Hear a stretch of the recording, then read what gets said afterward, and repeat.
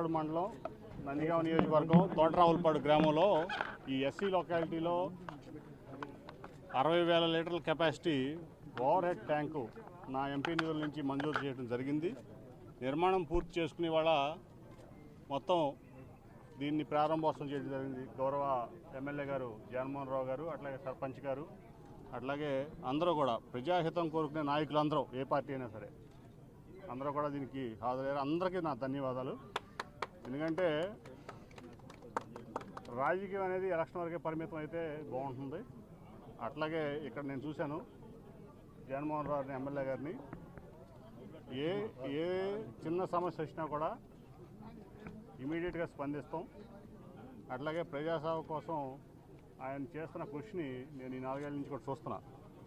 దాంట్లో భాగంగానే ఇవాళ ఈ ఓవర్ హెడ్ ట్యాంక్ కానీ ఇంకా ఏ ఎంపీ నిధుల్లో కానీ ఏది ఉన్నా కూడా దానికి సహకరిస్తూ అభివృద్ధికి సహకరిస్తూ ఆయన కానీ ఎమ్మెల్సీ అరుణ్ గారు కానీ ఆయన పార్టీ వేరు, నా పార్టీ వేరు. ఆయన పార్టీ పాలసీ అయింది, నా పార్టీ పాలసీ నాది. కానీ ఖచ్చితంగా అభివృద్ధి కోసం అందరం కలిసి పనిచేస్తాం. అదే ఈ ప్రాంతానికి సేవ చేయడంలో కానీ, ఈ ప్రాంత ప్రజలకు సేవ చేయడంలో కానీ, ఈ ప్రాంత అభివృద్ధి కానీ దోహదపడుతుందని నా అభిప్రాయం.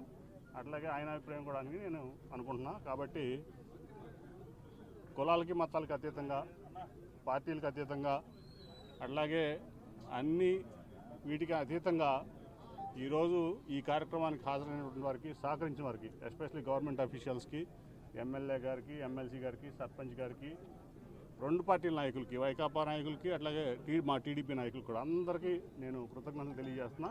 ఇట్లా ఉంటే ఈ దేశం చాలా ముందుకెళ్తుంది, చాలా బాగుపడుతుంది అని భావిస్తూ మరొకసారి అందరికీ నా కృతజ్ఞతలు తెలియజేసుకుంటున్నాను. మేము ఏది అడిగినా సరే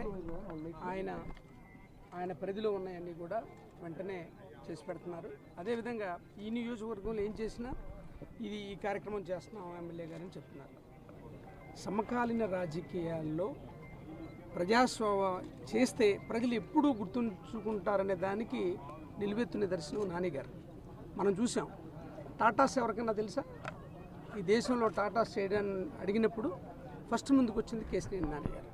టాటా ట్రస్ట్ ద్వారా మనకి ఎన్ని కార్యక్రమాలు చేశారో మనందరికీ తెలుసు. ఈవేళ ఆయన్ని ప్రజానాయకుడిగా నిలబెట్టినటువంటి విషయం ప్రజాసేవే. కాబట్టి ఒక్కసారి ప్రభుత్వంలోకి వచ్చిన తర్వాత, అది ఏ పార్టీ అయినా కావచ్చు, ప్రభుత్వంలోకి వచ్చిన తర్వాత ప్రభుత్వం ప్రజలకు పనిచేయాలి, రాజకీయాలకి, కులాలకి, మతాలకి అతీతంగా. ఆ దిశగా నాన్నగారు అడుగేస్తున్నారు. అదేవిధంగా మేము కూడా అడిగేస్తున్నాం. కాబట్టి ఈవేళ నియోజకవర్గానికి సంబంధించి కానీ ఏదైనా కానీ ఆయన నాతో కానీ నేను ఆయనతో కానీ మాట్లాడగలుగుతున్నాం. ఇలాంటి ఆరోగ్యకరమైనటువంటి రాజకీయాలు సమాజం మనకు అవసరం. ఖచ్చితంగా అది చేసిన రోజున ప్రజలు ఆమోదిస్తారు, ఖచ్చితంగా ఆశీర్వదిస్తారనే దానికి ఉదాహరణ. ఇలాగే కలకాలం ఈ కాన్స్టిట్యున్సీకి సంబంధించిన మన ప్రజలకు సంబంధించిన అవసరాలు చేయాలని, మరింత సేవ చేయాలని మనస్ఫూర్తిగా కోరుకుంటున్నాను. Thank you. తెలుగుదేశం పార్టీ ఇన్ఛార్జీలు మాత్రం హాజరు కావట్లేదు. దాన్ని మీరు ఏదైనా ఇప్పుడు ఇందాకే చెప్పా, ఇప్పుడు రాజకీయాలకు అతీతంగా పనిచేయాలి ఒకసారి ఎలక్షన్ అయిన తర్వాత. కాబట్టి ఇది గవర్నమెంట్ ప్రోగ్రామ్, ఇది పార్టీ ప్రోగ్రామ్ కాదు. దీంట్లో ఎమ్మెల్యే గారు, సర్పంచ్ గారు, ఎమ్మెల్సీ గారు, ఎంపీ గారు అందరూ భాగం.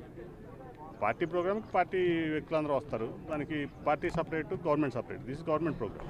ఇది కేంద్ర ప్రభుత్వం నాకు నా ఎంపీ నిధుల నుంచి మంచి పనులు చేయమని నాకు ప్రతి సంవత్సరం కొంత బడ్జెట్ ఇచ్చింది.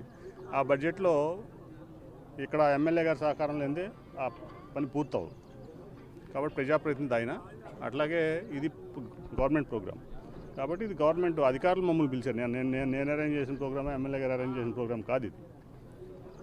మన ఇరిగేషన్, మన వాటర్ RWS అధికారులు, సార్ మీరు ఇచ్చిన ఫండ్స్తో ఇక్కడ 47 లక్షలతో 60,000 లీటర్ల కెపాసిటీ వాటర్ ట్యాంక్ కట్టాం.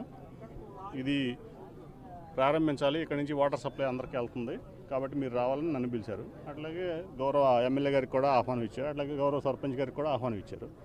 కాబట్టి ప్రభుత్వ ప్రోగ్రాంలో ఇది అందరూ అటెండ్ అవ్వాల్సిన ప్రోగ్రామ్. ఇది పార్టీ ప్రోగ్రామ్ కాదు. పార్టీ ప్రోగ్రామ్ అయితే అది డిఫరెంట్ తీరు.